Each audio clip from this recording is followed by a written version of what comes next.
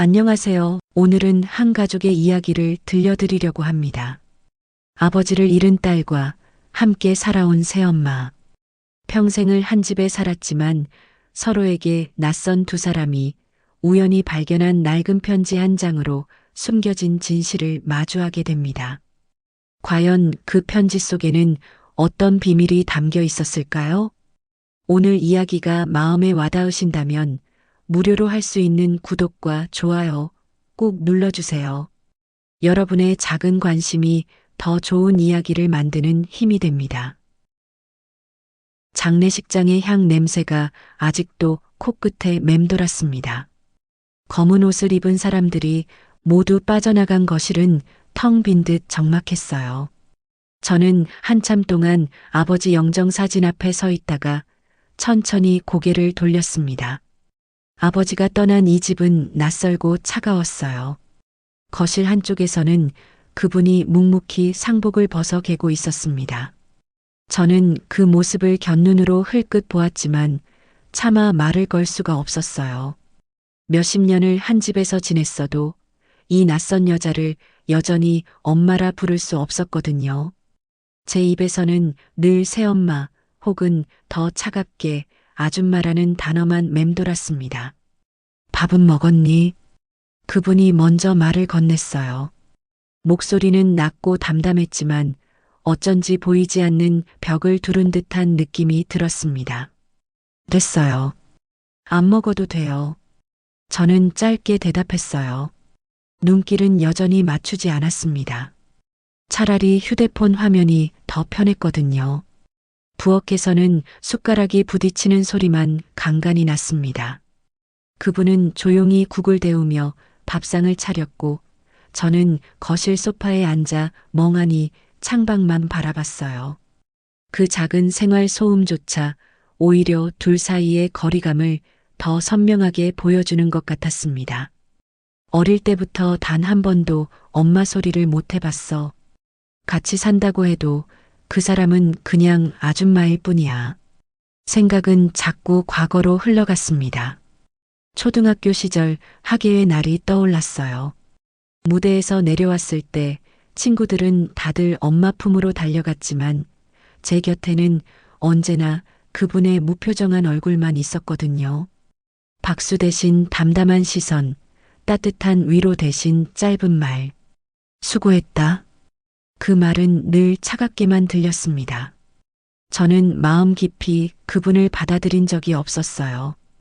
밤마다 친엄마의 사진을 꺼내보며 혼자 울던 날들이 생각났습니다.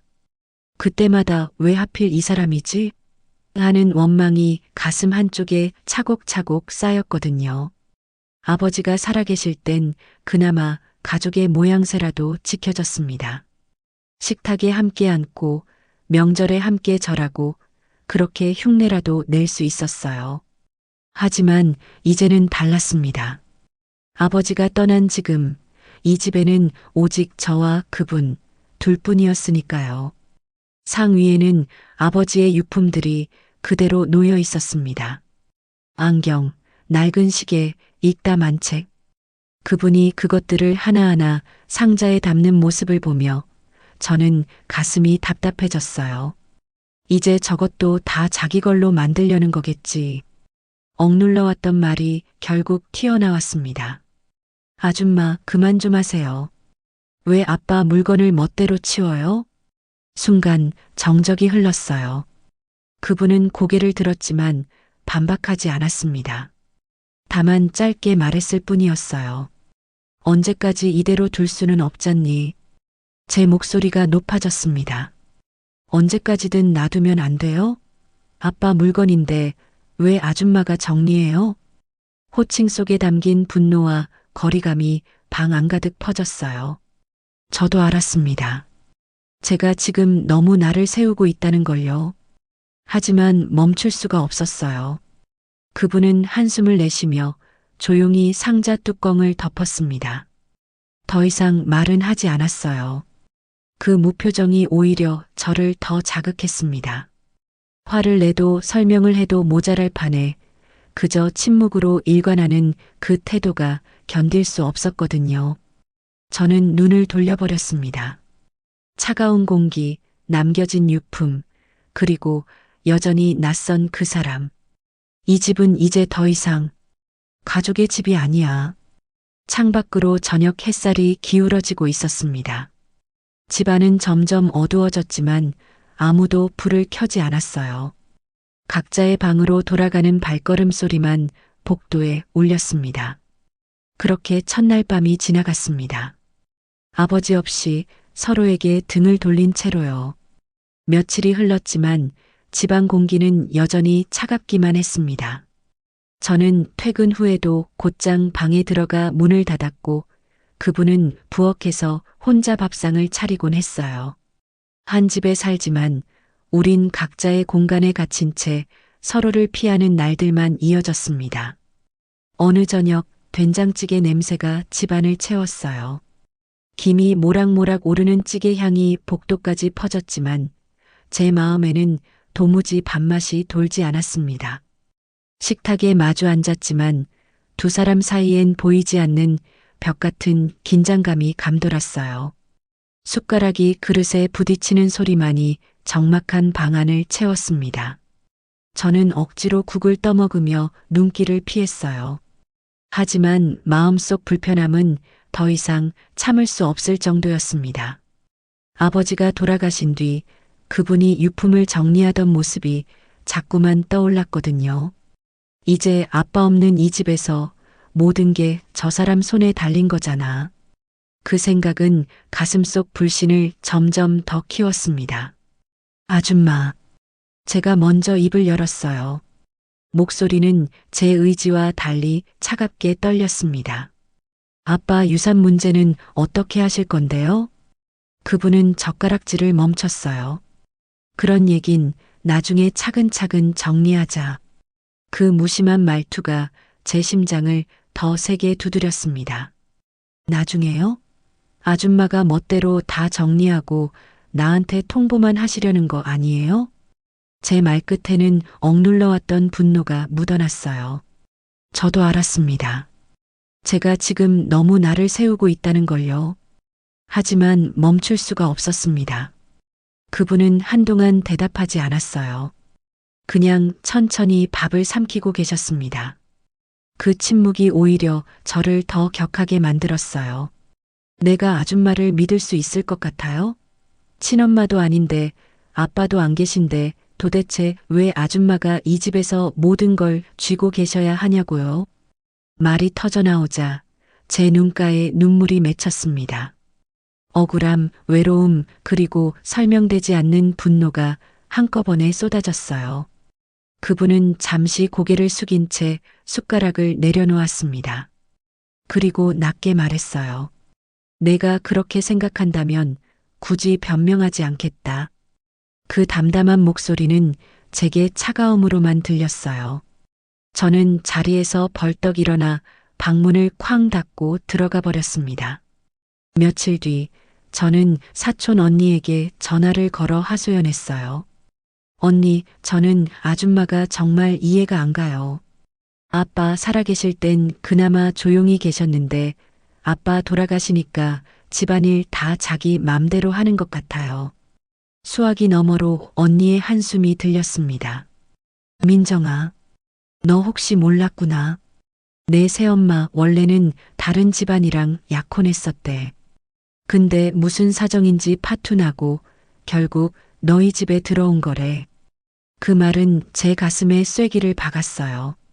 역시 우리 가족이 되려던 게 아니었어. 그냥 실패해서 여기로 들어온 거잖아. 전화기를 내려놓고 나니 손이 떨렸습니다. 과거 그분이 보여준 무표정, 차가운 태도, 그리고 지금의 담담한 반응까지 모두 그 소문을 뒷받침하는 듯 보였어요. 저는 마음속으로 결론을 내렸습니다. 이 집의 진짜 가족은 나와 아빠뿐이었어. 아줌마는 그냥 남이야.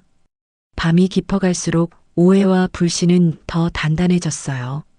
저는 방 안에서 아버지의 사진을 꺼내보며 중얼거렸습니다. 아빠, 왜 하필 이 사람을 데려왔어요? 왜 저를 이런 집에 남겨두셨어요? 눈물이 흘러내려 사진 액자를 적셨어요. 그 순간 저는 더욱 확신했습니다. 나는 이 사람을 끝까지 엄마로 인정하지 않을 거야. 창밖으로 달빛이 새어 들어왔지만 제 마음은 점점 더 어두워지고 있었습니다. 오해는 진실처럼 굳어졌고 불신은 벽처럼 높아졌어요. 그렇게 또 하루가 지나갔습니다. 각자의 방에서 각자의 생각에 갇힌 채로요. 일요일 아침 햇살이 부엌 창문을 통해 들어왔습니다. 저는 거실 소파에 앉아 멍하니 휴대폰만 보고 있었어요. 부엌에서는 그분이 평소처럼 반찬을 만들고 계셨습니다. 마늘 다지는 소리, 간장 붓는 소리, 멸치 볶는 소리가 나지막히 들려왔어요. 집안은 평온해 보였지만 제 눈에는 그 평온마저 불편하게만 다가왔습니다. 저 모습이 마치 집 주인처럼 보이잖아. 가슴속에서 알 수 없는 분노가 차올랐어요. 저도 이해할 수 없었습니다. 왜 저렇게 당연하다는 듯 살림하는 모습이 이렇게 거슬리는지요. 그분이 도시락통에 반찬을 담아 냉장고에 가지런히 넣는 순간 제 인내심은 끊어지고 말았습니다. 저는 자리에서 벌떡 일어나 부엌으로 향했어요. 아줌마, 그만 좀 하세요. 제 목소리가 날카롭게 울렸습니다. 그분은 손을 멈추고 천천히 고개를 돌렸어요. 왜 그러니? 왜 그러냐고요? 왜 아빠 물건도 멋대로 치우고 집안일도 자기 맘대로 해요? 여긴 제 아빠 집이에요. 아줌마 집이 아니라고요. 그분의 표정에는 큰 변화가 없었어요. 다만 잠시 멈추어 저를 바라보실 뿐이었습니다. 그 무표정이 저를 더욱 자극했어요. 화를 내지도 변명하지도 않는 그 태도가 견딜 수 없었거든요. 아줌마는 가족 아니잖아요. 그냥 남이에요. 아빠 때문에 억지로 같이 산 거잖아요. 제 목소리가 떨렸습니다. 하지만 멈출 수가 없었어요. 솔직히 아줌마가 이 집에 발들인 순간부터 저는 불행했어요. 제 말은 칼날처럼 날카롭게 내뱉어졌습니다. 부엌 안의 공기가 무겁게 가라앉았어요. 그분은 잠시 숨을 고른 뒤 낮은 목소리로 대답했습니다. 그래. 내가 그렇게 생각한다면 나도 더 이상 붙잡지 않겠다. 제 심장이 쿵 하고 내려앉았어요. 뭐라고요? 내가 원한다면 내가 이 집을 나가겠다. 너랑 같이 살 이유가 없으니까. 저는 순간 말을 잃었습니다. 하지만 곧 분노가 다시 치밀어 올랐어요. 그래요. 그게 서로 편하겠죠. 아줌마도 불편하고 저도 불편하고. 그분은 조용히 고개를 끄덕였습니다. 그리고 손에 묻은 양념을 씻고 앞치마를 벗어 걸었어요. 정리할 시간 좀 필요하니 조금만 기다려라. 그 목소리는 여전히 담담했지만 그 안에 묘한 결연함이 스며 있었어요. 저는 방으로 들어와 문을 닫았습니다. 하지만 가슴은 쿵쾅거리며 진정되지 않았어요. 방 한가운데 서서 숨을 몰아쉬던 저는 눈가에 눈물이 차오르는 걸 느꼈습니다. 왜 이렇게 허전하지? 왜 내가 원하는 대로 됐는데도 이렇게 아프지? 분노와 슬픔이 뒤섞여 눈물이 볼을 타고 흘렀어요. 그러나 저는 스스로를 다그쳤습니다. 괜찮아. 이게 맞는 거야. 아줌마는 가족이 아니니까. 며칠 후 그분은 짐을 하나둘 정리하기 시작했습니다. 저는 문틈 사이로 그 모습을 지켜보았어요. 낡은 가방 안에 옷을 개어 넣고 책장에 있던 책들을 상자에 담는 모습이 보였습니다. 그 장면은 오래 살던 사람이 떠날 채비를 하는 게 아니라 마치 처음부터 이 집에 속하지 않았던 사람처럼 느껴졌어요. 가슴 한켠이 찌릿했지만 저는 입술을 깨물며 문을 닫아버렸습니다. 그래, 이게 나한테 더 나은 거야. 이제 진짜 내 집이 되는 거니까. 그런데 왜일까요? 원하던 대로 됐는데 마음 한구석이 텅 빈 것처럼 허전했습니다. 그날 밤 저는 방문에 등을 기대고 앉아 있었어요. 마루에서 발걸음 소리가 들렸습니다. 제 방문 앞에서 멈췄어요. 잠시 정적이 흘렀습니다. 노크하려나. 하지만 그 기척은 이내 사라졌습니다. 나중에 알게 된 일이지만 그분은 그때 제 방문 앞에 서서 손을 들었다가 내려놓으셨다고 해요. 미안하다 민정아 하고 중얼거리셨다고요. 하지만 그 목소리는 방문 너머의 저에게 닿지 않았습니다. 저는 무릎을 끌어안고 앉아 있었어요. 어둠 속에서 텅 빈 가슴을 안고요. 이제 정말 혼자가 되는구나. 창밖으로 차가운 바람이 불어왔습니다. 커튼이 흔들렸지만 저는 창문을 닫지 않았어요. 그 차가움이 오히려 제 마음과 닮아 있었거든요. 며칠째 집안은 적막했습니다. 그분은 여전히 짐을 정리하고 계셨고 저는 퇴근하면 방에만 틀어박혔어요. 두 사람 사이에는 더 이상 말이 오가지 않았습니다. 어느 날 저녁 목이 말라 부엌에서 물을 마시다가 문득 거실 한쪽에 놓인 낡은 상자를 발견했어요. 아버지의 서재에서 가져온 듯 했습니다. 먼지가 잔뜩 쌓여 있었고 겉면에는 희미하게 추억이라고 적힌 글씨가 남아 있었어요. 저는 무심코 뚜껑을 열었습니다. 묵은 먼지 냄새가 코끝을 스쳤어요. 안에는 오래된 앨범 몇 권과 낡은 편지 봉투가 들어 있었습니다.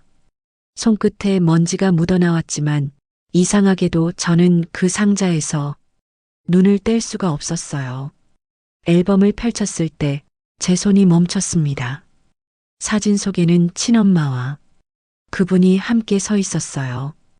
두 사람은 젊은 시절로 보였는데 나란히 팔짱을 끼고 환하게 웃고 있었습니다. 이게 뭐지? 눈을 의심했어요.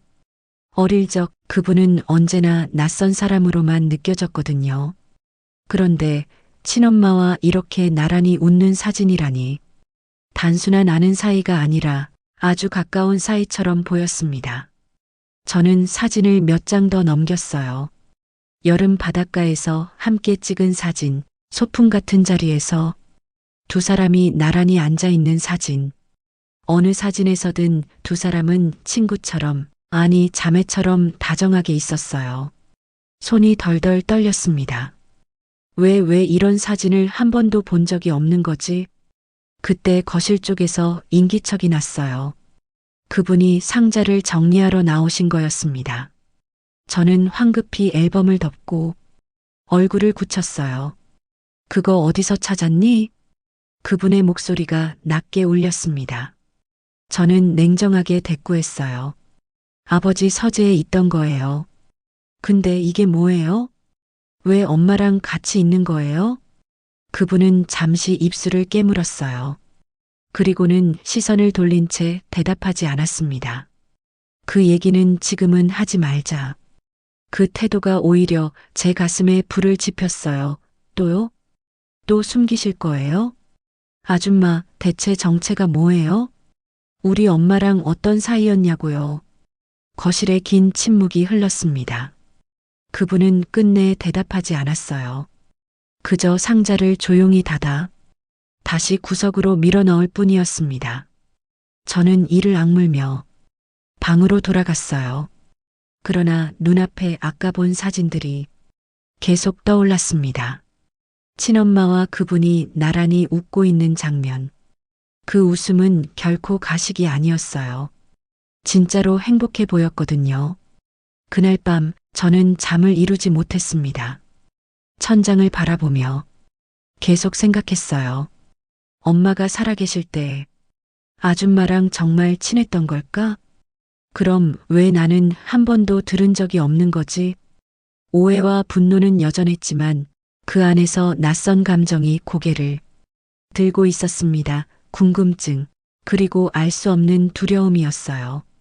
다음 날 아침 그분은 늘 하던 대로 밥상을 차려놓고 계셨어요. 저는 부엌 문 앞에 서서 잠시 망설였습니다. 사진 속 두 사람의 웃음이 자꾸 떠올랐거든요. 결국 아무 말도 하지 못한 채 그냥 학교 가던 아이처럼 집을 나서버렸습니다. 현관문을 나서면서 뒤를 돌아봤어요. 부엌에서 설거지하시는 그분의 뒷모습이 보였습니다. 왠지 그 등이 예전과 다르게 느껴졌어요. 조금 작아 보였달까요? 아니야, 착각이야. 고개를 저으며 발걸음을 옮겼습니다. 하지만 마음속에서는 이미 작은 균열이 일어나고 있었어요. 단단히 닫혀있던 문이 낡은 사진 한 장으로 조금씩 흔들리기 시작한 것입니다. 해가 저물 무렵 집안은 바닥까지 길게 그림자가 내려앉았습니다. 거실 전등을 켜려다 말고 저는 아버지 서재로 발을 옮겼어요. 문을 여는 순간 오래된 종이 냄새와 잉크 냄새가 뒤섞여 코끝을 찔렀습니다. 책등 사이사이에 낀 먼지가 희미하게 반짝였고 창틀에는 얇은 거미줄이 실처럼 매달려 있었어요. 아버지가 늘 앉던 의자는 그대로였지만 의자 등받이에 눌린 자국만이 그 자리를 비워둔 시간을 말해주고 있었습니다. 저는 책상 위를 천천히 훑었어요. 낡은 만년필, 종이칼, 유리 잿더리, 반쯤 접힌 메모지에는 습관처럼 적힌 숫자들과 약속 시간이 어지럽게 섞여 있었습니다. 책상 서랍을 당기자 서랍 안쪽에서 금속이 스치는 소리가 낮게 났어요. 맨 밑칸은 잠금 장치가 걸려 있었습니다. 저는 한동안 멈춰 서랍 손잡이만 만지작거리다가 액자 뒤편을 살폈어요. 가족사진 액자를 들어 올리자 테이프로 붙여둔 작은 열쇠 하나가 손바닥에 툭 떨어졌습니다. 아버지, 여기에 두셨구나. 속으로 낮게 중얼거렸어요. 열쇠를 맞물려 돌리자 잠금 장치가 부드럽게 열렸습니다. 맨 아래 서랍에는 얇은 철제 상자와 두툼한 봉투 하나가 나란히 놓여 있었어요. 봉투 겉면에는 단정한 필체로 민정에게라고 적혀 있었습니다. 아버지가 늘 영수증에 쓰던 그 필체였어요. 저는 잠시 눈을 감았다가 천천히 봉투를 집어들었습니다. 종이는 오래 눌려 가장자리가 누렇게 변해 있었고 봉투를 잡은 손끝이 땀으로 약간 미끄러졌어요. 봉투를 가르는 소리가 정적을 두 갈래로 쪼갰습니다. 안에는 2장짜리 편지가 접혀 들어 있었어요. 저는 한 번 숨을 깊게 들이쉬고 글자를 따라 내려갔습니다. 편지에는 아버지의 마음이 담겨 있었어요. 저를 사랑한다는 말, 그분이 친엄마의 가장 믿었던 친구라는 사실, 그리고 친엄마가 마지막으로 남긴 부탁이 바로 그분에게 저를 맡기는 것이었다는 이야기였습니다. 아버지는 제가 엄마라는 호칭을 강요받지 않기를 바랐고 그래서 그분에게 기다려달라고만 했다고 적혀 있었어요. 제가 스스로 선택할 때까지 말이죠. 문장을 읽을수록 심장 박동이 빠르게 올라갔습니다. 저는 편지를 내려다보며 손끝에 힘을 더 주었어요. 종이 모서리가 손가락 마디에 자국을 남겼습니다. 눈앞 글자가 한순간 흐릿해졌다가 다시 또렷해졌어요. 편지 마지막에는 서랍 속 철제 상자에 친엄마가 남긴 메모가 있으니 직접 보고 판단하라는 말이 적혀 있었습니다. 저는 마지막 줄을 읽고 난 뒤에도 한동안 편지를 내려놓지 못했어요. 친엄마가 남긴 메모라는 문장이 머릿속에서 둔하게 맴돌았습니다. 책상 위에 놓인 철제 상자를 끌어당겨 열쇠를 돌렸어요. 덜컥 얇은 진동과 함께 뚜껑이 올라갔습니다. 상자 안에는 바랜 폴라로이드 사진 2장과 병원 팔찌 하나, 작은 봉투가 들어 있었어요. 폴라로이드 한 장에는 병원 복도를 배경으로 선 친엄마와 새엄마가 있었습니다. 친엄마는 머리카락을 얇은 두건으로 감싸고 있었지만 입꼬리는 분명히 올라가 있었어요. 사진 아래에는 파란 펜으로 짧은 문장이 적혀 있었습니다. 정희야, 이 아이 부탁해 2004년 3월 18일. 필체는 제가 오래 기억해온 친엄마의 글씨와 똑같았어요. 조금씩 기울어지며 끝을 둥글게 마무리하던 그 버릇까지요. 제 목에서는 말은 나오지 않고 작은 숨소리만 새어나왔습니다. 엄마. 저는 병원 팔찌를 들어 올려 빛에 비춰보았어요. 흰 띠 위에 적힌 이름과 날짜가 사진의 날짜와 정확히 맞아떨어졌습니다. 작은 봉투를 열자 얇은 메모지 한 장이 더 나왔어요. 메모지는 눈물 자국처럼 번진 흔적이 남아 있었고 그 위에 친엄마의 글씨가 겹겹이 얹혀 있었습니다. 친엄마는 새엄마에게 부탁했어요. 자신이 못해줄 것들을 대신 해달라고요. 제가 밥 굶지 않게, 마음 다치지 않게요.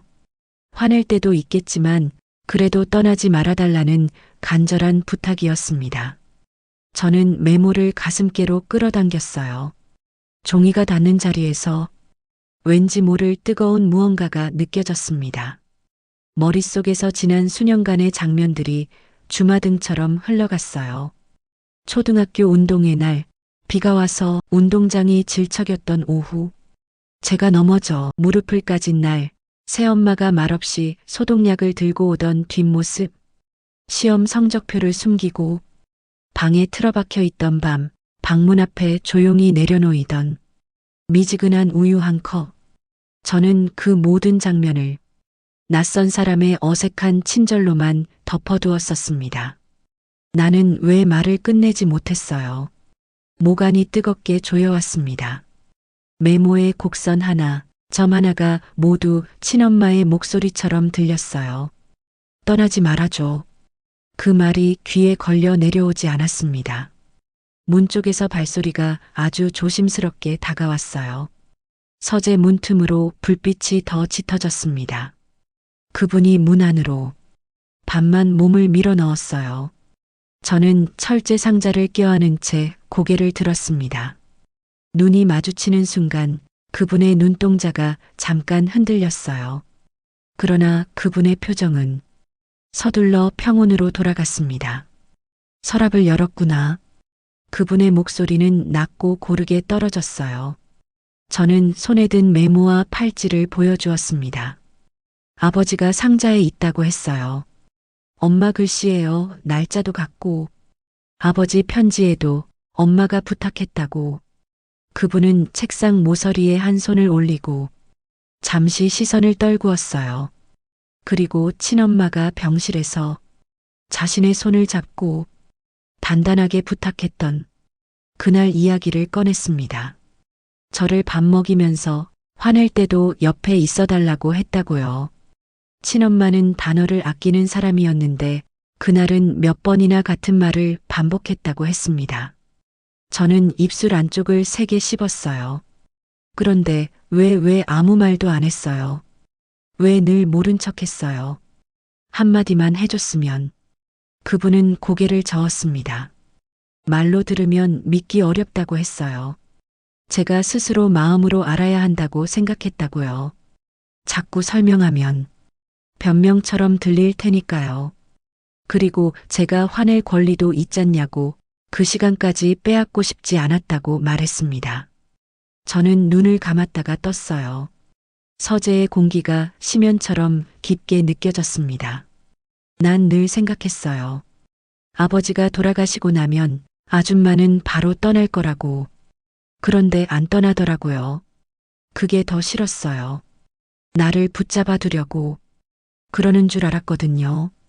너를 붙잡고 있었던 건 내가 아니라 내 엄마와의 약속이었어. 그분은 그 말만 남기고 더 이상 덧붙이지 않았습니다. 설명을 늘어놓지 않는 태도가 오히려 제 가슴을 더 세게 두드렸어요. 책상이 편지와 메모, 사진이 각각 다른 온도로 빛났습니다. 저는 폴라로이드를 다시 들여다보았어요.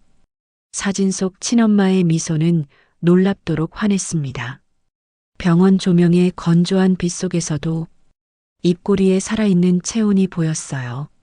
사진 아래 적힌 날짜 옆에 파란 잉크가 아주 옅게 번진 흔적이 있었습니다. 누군가 문장을 쓰다 손을 떨었던 것인지 아니면 눈물이 닿았던 것인지요. 저는 그 흔적에서 따뜻한 짠맛을 느꼈습니다. 민정아, 그분이 조심스럽게 제 이름을 불렀어요. 저는 고개를 돌렸습니다. 지금 당장 모든 게 바뀌진 않을 거야. 내가 화냈던 시간, 오해했던 시간도 시간이 오래되었으니까. 다만 서류는 내가 먼저 보고 결정해. 유산 문제도 집안 정리도 내 아버지는 그걸 원했어. 내가 스스로 일어서서 스스로 해내는 걸 말이야. 저는 놀란 눈으로 그분을 보았어요. 아버지가 그렇게 말했어요? 책장이 검은 파일에 적어두셨어. 행정적인 이야기라 오늘은 꺼내고 싶지 않다. 마음 먼저 정리하자. 저는 의자에 앉지 못한 채 서서 고개를 끄덕였습니다. 무릎 뒤가 조금씩 풀렸어요. 뭔가를 붙잡아야 할 것 같아. 철제 상자의 모서리를 더 세게 움켜쥐었습니다. 모서리의 차가움이 손바닥을 통해 올라왔어요. 그 차가움이 오히려 정신을 맑게 했습니다. 그분은 서랍을 닫아주고 문 쪽으로 물러섰어요. 늦었다. 내가 원한다면 내일 아침 이 상자를 같이 정리하자. 오늘은 편지를 베개 밑에 두고 자라. 내 엄마가 내 곁에 있는 것처럼.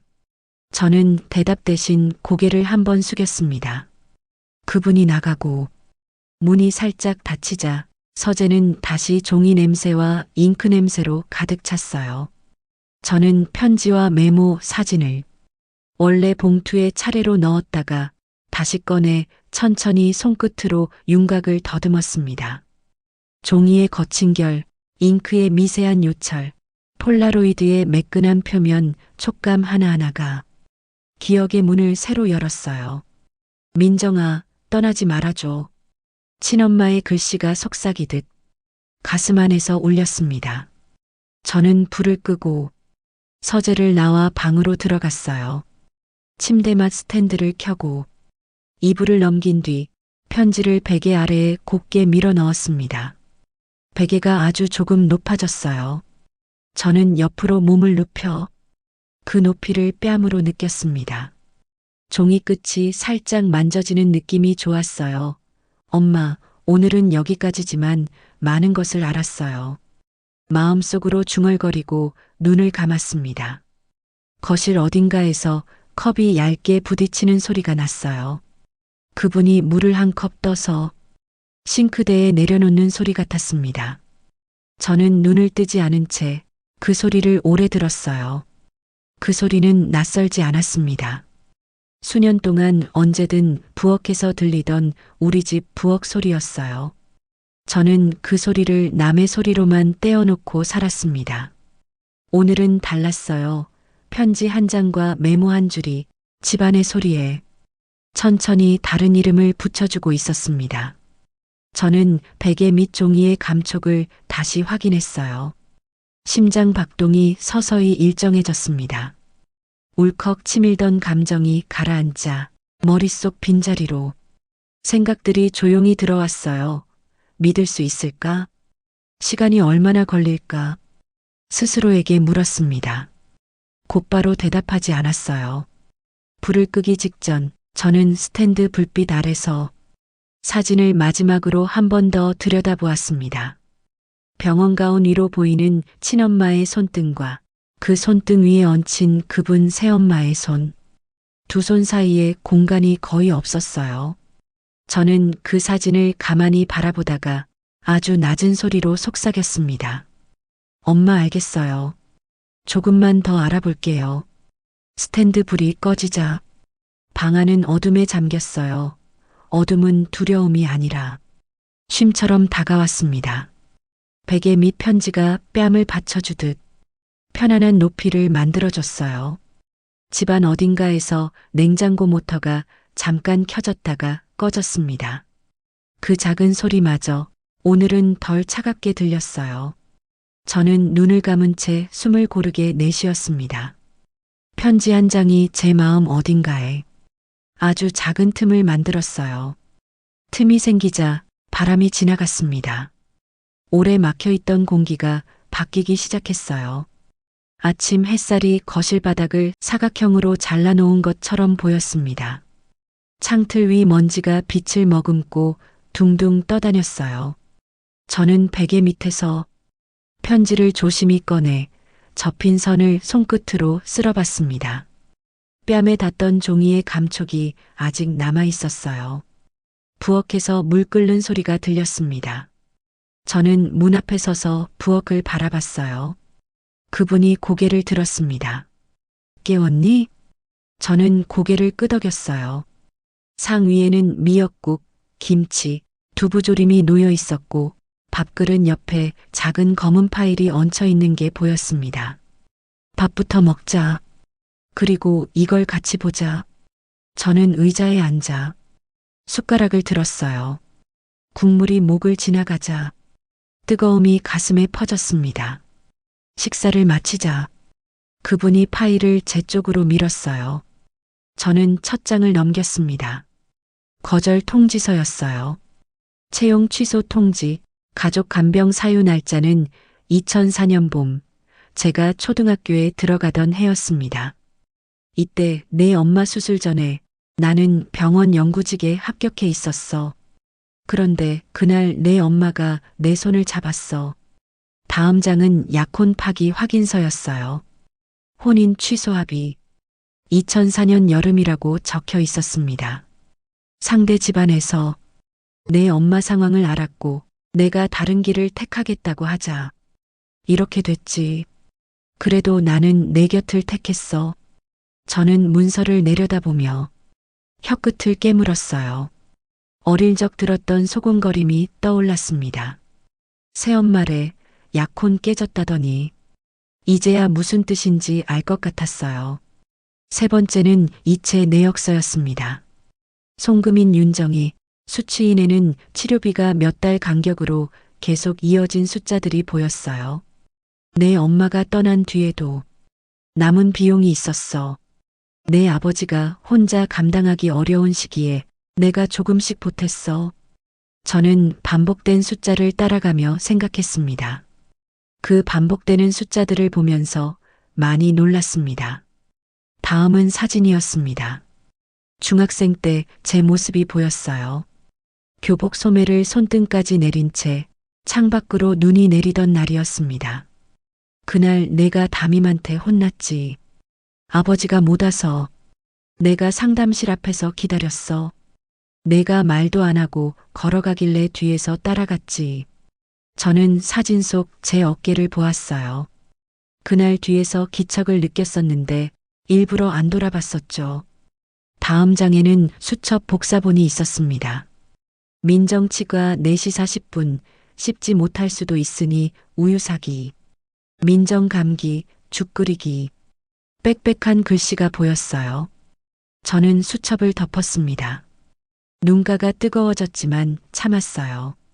그분이 작은 봉투를 내밀었습니다. 안에 반지가 하나 있었어요. 안쪽에 작은 글씨가 새겨져 있었습니다. 정희 4월 6일. 약혼 반지였어. 돌려주려고 했는데 돌려줄 시간이 없었어. 그날부터 나는 내 시간표대로 살았어. 책임감만 이었을까? 저는 속으로 생각했어요. 오후에 그분이 물었어요. 내 엄마 대학 동기가 올라온다는데 만나볼래? 저는 짧게 대답했습니다. 네. 카페에 들어서자 창가에 중년 여성 한 분이 앉아 계신 게 보였어요. 그분이 저를 보시더니 눈가를 훔치셨습니다. 민정이 많이 컸구나. 엄마 닮았다. 안녕하세요. 저는 짧게 인사했어요. 차를 마시며 그분이 봉투 하나를 제게 건네셨어요. 대학 시절 사진이었습니다. 친엄마와 그분이 은행나무 아래 앉아 있는 모습이 보였어요. 앨범 낙서에는 파란 펜으로 쓴 글씨가 있었습니다. 정희야, 내 옆에 있으면 덜 무섭다라고 쓰여 있었어요. 내 엄마가 아프다는 걸 알았을 때 내 새엄마 윤정이가 제일 먼저 왔어. 내가 말렸지. 그런데 내 엄마가 정희 손잡고 말했어. 정희야, 앞으로 민정이한테 내가 못해줄 일이 많아. 내가 내 대신 해줘. 그 말에 내 새엄마가 고개만 끄덕이고 그 다음부터는 매일 왔더라. 저는 차잔을 두 손으로 감쌌어요. 내 새엄마는 늘 내 시간표에 맞춰 살았어.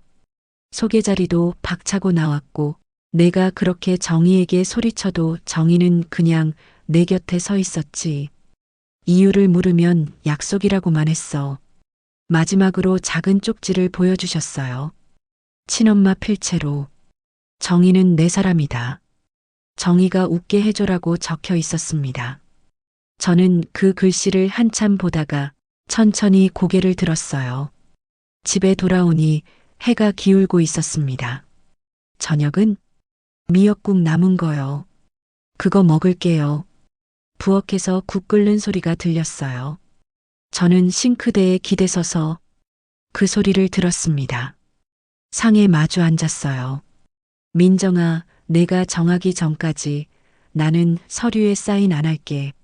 내가 결정해. 알겠어요. 국을 한 숟갈 뜬 뒤 저는 조심스럽게 말했습니다. 오늘 고마웠어요. 대답은 없었지만 온기가 우리 사이를 채우는 게 느껴졌어요. 저녁 후 저는 서재에서 파일을 다시 펼쳤습니다. 문서와 사진과 수첩이 보였어요. 우유문 앞 시험 전날 10시 불 끄기. 평범하지만 소중한 기록들이었습니다. 방으로 돌아와 편지를 다시 꺼내서 다시 읽었어요. 마지막 문장이었어요. 민정아, 내 새엄마 정희는 내가 가장 믿었던 친구다. 오늘은 더 가슴 깊게 다가왔어요.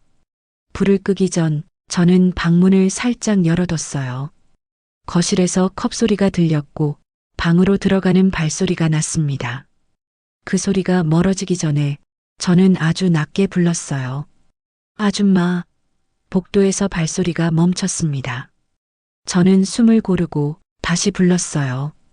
정희 아줌마. 복도 공기가 흔들리는 게 느껴졌습니다. 저는 입술을 다물었어요. 이름을 부른 것뿐인데 뭔가 달라진 것 같았습니다. 눈을 감았어요. 오늘 본 것들이 떠올랐습니다. 서류, 사진, 수첩, 반지, 쪽지. 믿기기 시작한다. 마음속으로 정리했습니다. 불을 끄자 어둠이 내렸어요. 베개 밑 편지가 뺨을 받쳐주는 게 느껴졌습니다. 떠나지 말아줘. 이제는 진짜 부탁으로 들렸어요. 문틈으로 빛이 새어들었습니다. 저는 그걸 보며 중얼거렸어요. 내일 같이 장 보러 가요. 대답은 없었지만 알 수 있었습니다. 복도 끝에서 오래 기다려온 사람이 이제 함께 걷기 시작한다는 것을요. 밤이 깊어가자 집안이 고요해졌습니다.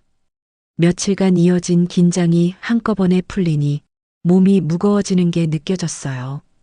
저는 방으로 들어가 작은 테이블 위에 앉았습니다. 앞에는 아버지 편지, 친엄마 메모, 그리고 엄마의 수첩 복사본이 놓여 있었어요.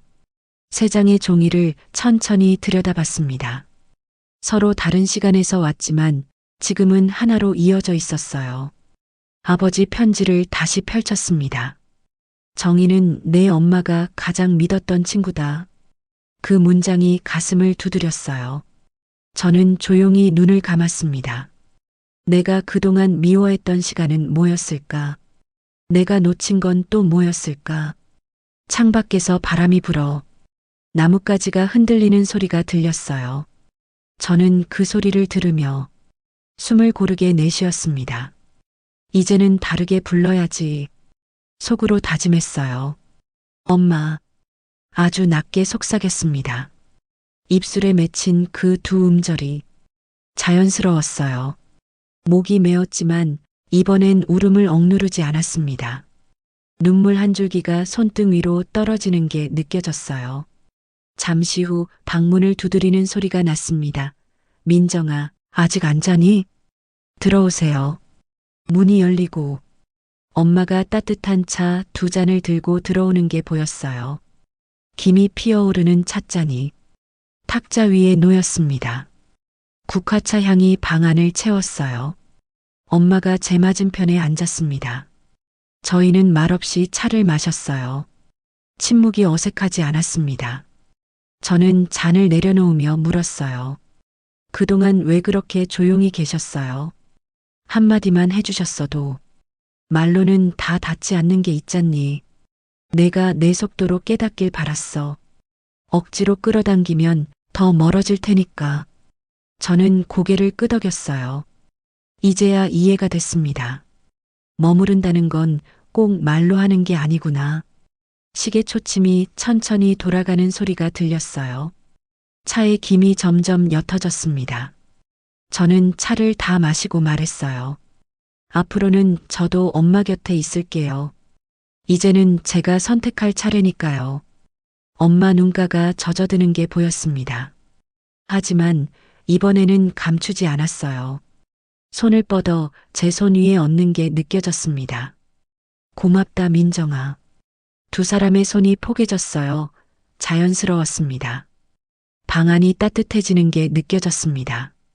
과거의 오해가 완전히 사라진 건 아니었어요. 그래도 괜찮았습니다. 서로 이름을 새로 부르기 시작했으니까요. 저는 친엄마 메모를 다시 펼쳤습니다. 화낼 때도 있겠지. 그래도 떠나지 말아줘. 이제는 그 부탁이 무겁지 않았어요. 오히려 앞으로 걸어갈 길을 밝혀주는 것 같았습니다. 엄마, 이제 알았어요. 그 부탁 제가 지킬게요.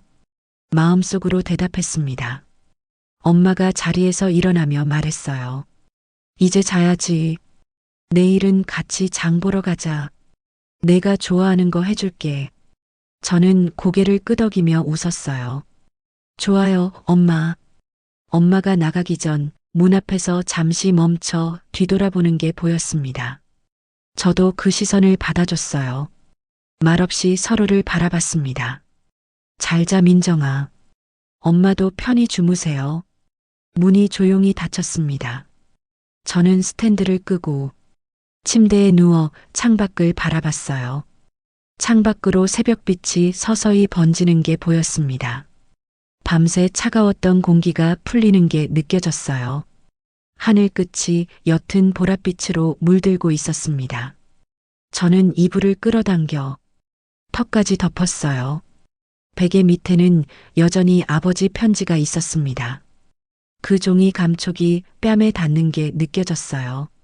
가족이란 뭘까 천장을 보며 생각했습니다. 피로 이어진 것만이 가족일까? 아니면 시간과 마음으로 쌓은 것도 가족일 수 있을까? 대답은 이미 나와 있었어요. 오늘 밤 저는 그 답을 찾았습니다. 바람이 창문을 스치고 지나가는 소리가 들렸어요. 저는 눈을 감았습니다.